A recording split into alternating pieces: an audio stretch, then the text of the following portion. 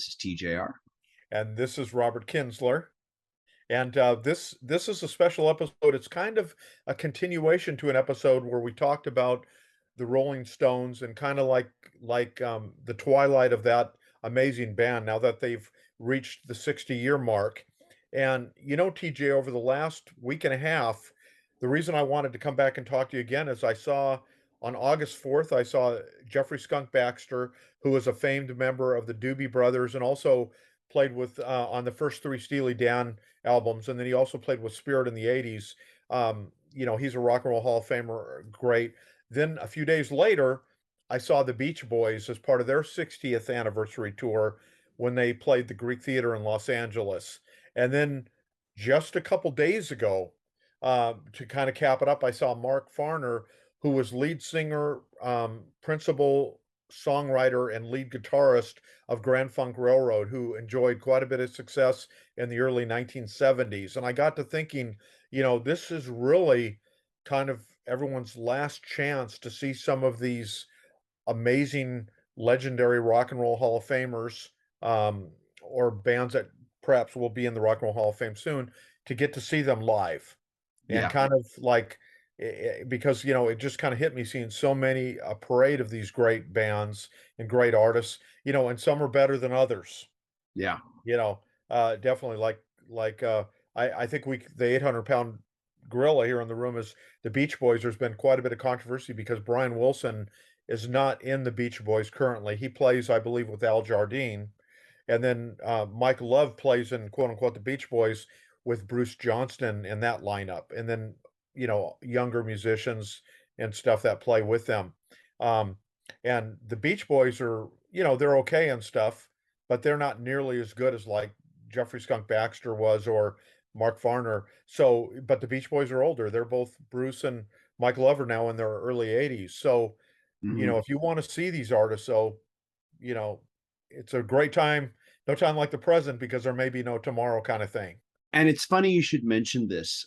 There is a channel, Justin Hawkins Rides Again, that is the channel that belongs to Justin Hawkins of the band The Darkness, a band that I was never into, but I enjoy his channel. I enjoy his commentary.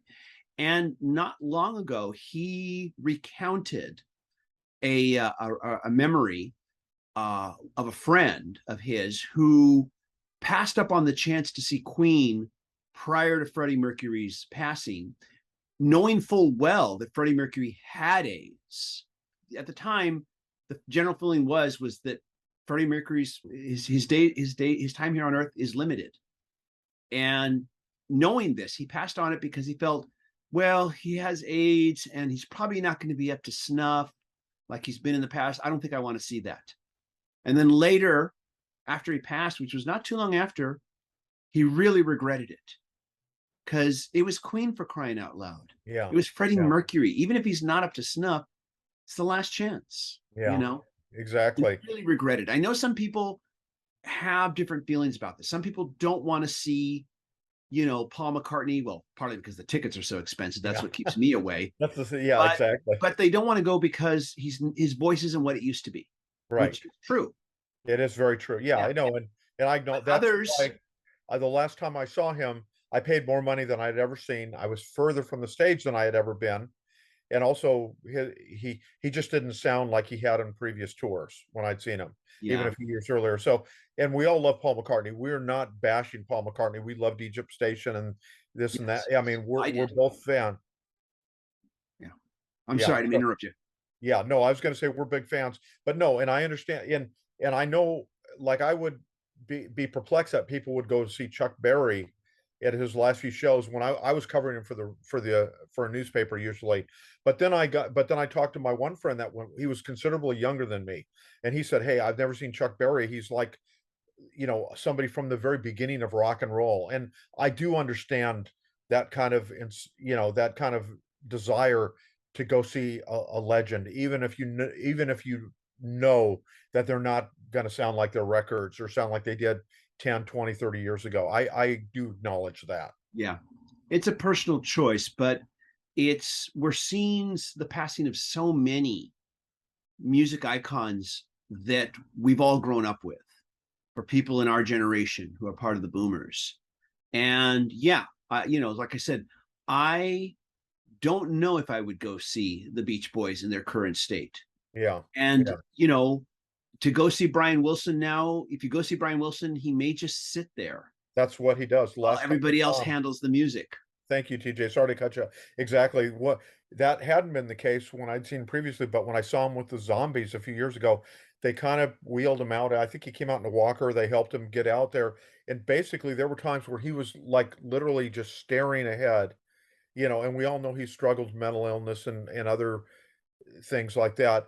And so you're kind of acknowledging him. Hey, we're seeing the composer of these amazing masterworks, this amazing body of work, one of the greatest songwriters of the last 100 years.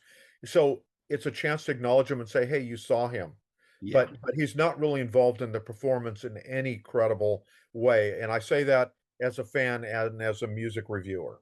You know, Mike Love was, to his credit, he sounded, okay, and so did Bruce Johnson. They sound like Bruce Johnson was featured on Disney Girls. He sounded very good, and he played the keyboard well. I so, but my point is, go see him now. They're not going to sound better than than they do today, 5 years from now. Now is your last chance. If you've If been they're thinking, here. Yeah. yeah, 5 years from now. Sorry, I yeah. didn't mean to interrupt you. Yeah, no, that's fine. No, exactly. And yeah, you want to go see these people. And another story I might want to recount is earlier this year, I was asked by Ultimate Classic Rock to go review Leonard Skinner when they played in Los Angeles. Well, Gary Rossington, who was the one remaining kind of founding original member, the great guitar player, he had, I believe, open heart surgery in 2021. So at that time, he hadn't come back. So I was seeing Leonard Skinner without any of the original members on the stage. But, and a lot of people in the audience didn't care. They're seeing, Sweet Home Alabama, they're screaming Freebird, and they're Yeah. seeing Freebird. And so you're seeing, you know, many members on there that have played with them for a while, but you're not really seeing the Leonard Skinner of the 1970s at all. So, you know, and some people don't seem to mind that much. Yeah. But so they're going. But I had seen Leonard Skinner when they first reformed in the late '80s after they decided to do a tribute to their fallen bandmates who had passed away in the plane crash in the '70s. And I was seeing a band that at least had a couple of the founding members in it. But now you're not getting that anymore. Yeah. Originally, the Leonard Skinner was supposed to be just the reunion was just a tribute, supposed to be a tribute to honor the remain, those that had passed away. It was supposed to be kind of a one and done thing. Exactly. It was not supposed to continue because the spouses of those that passed didn't want that. But I think what finally happened is just everybody realized there was just too much money Yeah. to be made. Yeah. There's too much money on the table to pass up on it, Yeah. And some musicians and bands decide to take that money, and some decide, no, we won't. Yeah. Yeah. When Page and Plant got together, they could have called it Led Zeppelin. They could have, but they called it Page and Plant. Right. Daltrey and Townsend still call it The Who. Mhm. Yet I don't blame them Yeah. because more people are going to go if they call it The Who versus if they call it Daltrey and Townsend. Exactly. No, you're I right. can see Absolutely both right. sides of it. And I think we all have these points where we draw the line and say, I'm not going to go see this. I don't feel it's a tribute act at this point. I am going to go see this. It's still enough of the original band that I feel I'm still seeing, the band. Right. And we've talked about this in the past, but the point you're discussing, of course, is there isn't a lot of time left. If you do There's want not to a lot see of it. time. However way you slice this pie we're talking about, Yeah. I'm aware of my own mortality even. I've even lost some friends in my age group, that have passed away from various things. So we're all getting older. Yeah. And but what some of these classic rock people that we're talking about, people that were big in the 60s, 70s, this is it. These next 5 or 10 years is your last chance. I mean, even some of the ones that still sound phenomenal, like a John Fogerty, like a Justin Hayward of the Moody Blues, who still sounds really good. The Zombies still sound phenomenal. I mean, they've been around for 60 plus years. Colin Blunstone still sounds incredible. But again, you don't know how long that the band is going to continue to go on. Yeah. Maybe they'll reach a point where they say, "Hey, we're not doing it at the same level we were a few years ago. we're no longer going to go on, and that does happen. So, you know, or in the case of monkeys, where all of a sudden it seemed like relatively overnight, 3 of the 4 monkeys were gone. So now all of a sudden there's no more monkeys reunions. You know, go if you love somebody, or even if you're casually interested, don't wait. You know, don't waste your time. If you see that they're coming around, like I believe this could be Elton John's final farewell Oh, tours. You know, well, yeah, I saw Elton John, Superfan and I saw Elton John prior to COVID. This hmm is his farewell tour. He's been saying this is and I believe him. yeah, It's the farewell tour. It was an amazing show. Elton doesn't have the voice he had in his 20s and the 70s, because he's had, surgery on his vocal cords, right, and his voice changed after that. I read that in his autobiography. You know, he was just grateful that afterwards he still had a voice. It wasn't the same voice. He didn't have the high notes he used to have, but it still worked. And he said, okay. He was like, his attitude was, okay, my voice is different now. It's deeper.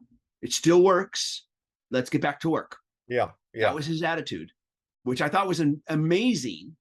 Had that been me, I would have freaked out. I would have been yeah, like, what am I going to do about all those high notes? Get yeah, the backup singers.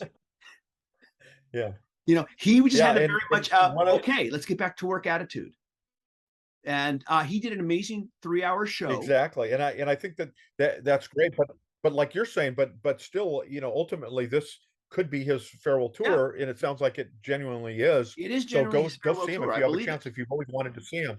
Yeah, Yeah, exactly, I and have an older sister who introduced me to. She was my gateway to Elton John. It was the fact that she listened to his records got me into it, and she didn't get to see him prior to COVID. Now that the tour has resumed, she's got tickets. She's going to go see him later this year.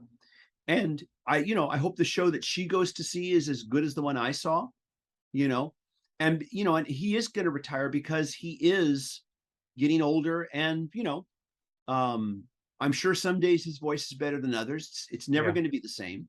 But I thought he was excellent the night I saw him. I hope if her show is just half as good as the one I saw, she's going to be happy yeah, with what she got. But yeah, yeah, I agree. It's this is it. This yeah, really this is is it. it. And But even artists from the 80s we've lost, exactly, surprisingly. exactly. Yeah. And even like you would we would both acknowledge, you know, even some of the bands and the artists, you know, solo artists from the 80s may not have may not sound as great as they did, you know, 40 years ago, or, you know, and so there's plenty of reasons, like, just don't sit on the fence. If you know, going to concerts now is a very expensive proposition, as we've Yeah. talked about in a previous episode. Not like it But used if to there's be. somebody that you truly genuinely want to see, perhaps just make that a priority in your life to go see them. Yeah. That's why I saw Elton John. I was like, this is it. I realized, back when we saw him, this is it.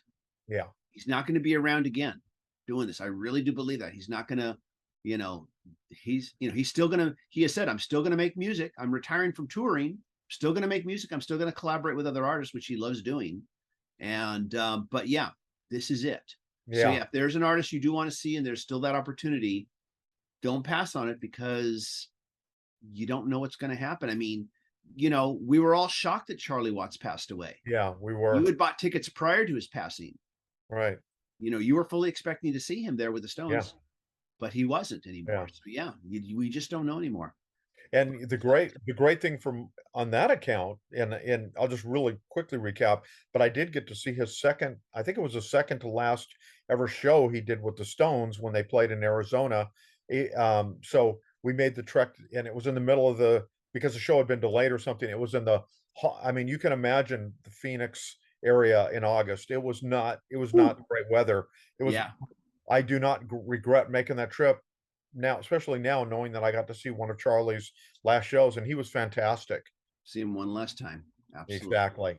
Thanks so much for sharing that. It's a point that yeah, I think we all kind of might not want to confront or face, but it's one that you should definitely think about. Share us your thoughts on this topic, and also what concerts you've seen as well, and your decisions behind it. I know that, like we've said, some people don't want to go, and that's perfectly fine. If you don't want to see them because they're not in their prime anymore, that's perfectly fine. There's no obligation there. But for some, it's like, yeah, I do want to see, one last time. Tell us about your experiences with this, your favorite artists. Did you go? Did you not want to go? it's like I said, there's no right. It's like anything else dealing with life and death. There's no right or wrong answers in regards to this. How we react to people passing, people who may not have, whose time here is limited at this point. You never know. But let us know what you think. Robert, thanks for sharing that experience. Yeah, And yeah, this is a really interesting topic and very timely because, like we said, time's running out, yeah, yeah. And everybody, thank you for making it here to the end of the video. If you like these videos, please be sure to hit like, hit subscribe, and hit the bell notification icon. If you'd like to show an extra level of support, please consider going to patreon.com/TJR the original and becoming a patron supporter. Patron supporters do receive exclusive weekly videos not available here on the channel. And yeah, definitely want to hear more about Jeff Skunk Baxter. Yeah, he's fantastic, and he's touring on the heels. He's 73, I believe. Yeah. This is his first ever solo album, and it's a good one. Wow. Yeah, Yeah. Awesome. Anyways, yeah, keep fighting to the very end. Everybody, thank you right. so much for watching, and we'll look forward to seeing you in the next video. Take care. Bye bye. Bye, everybody.